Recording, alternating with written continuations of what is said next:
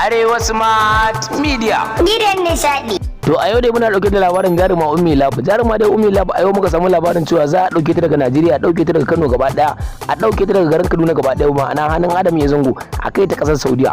Kar ku manta da jama'a ku danna mana subscribe sai ku danna mana kararrawa domin samun aikin mu da zarar mun dora kai tsaye.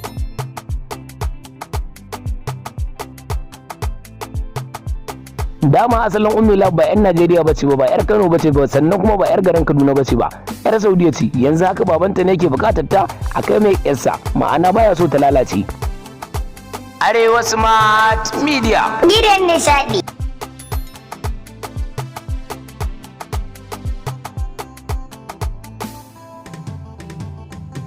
To kun ji masoyan jaruma Ummi Rahab, ya za ku ji a ranku, ya za ku ji a zuciyarku an ce za a ɗauki Ummi Rahab za a kai ta ƙasar Saudiya. Ummi Rahab dai abin da za a ɗauke ta a kai ta ƙasar Saudiya sakamakon ba ta jin maganar da ake gaya mata, ma'ana ta fara bijirewa Adam ya zango, wanda bai kamata a haka ba. Na san dai cewa ko kuma mu ce muku jama'a wasu ne suke ziga ta.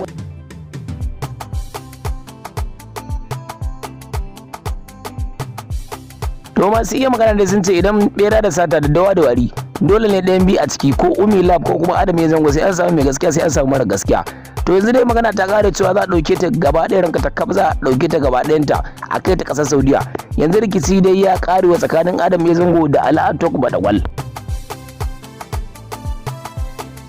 Arewa Smart Media. Gidan nishadi. To jama'a anan ne dai muka kawo karshen wannan labarin na Ummi Rahab da Adam ya zango. Inda kuna bibiyar mu a wannan tasha ta mai albarka za ku rinka samun aikin mu da zarar mun dora kai tsaye.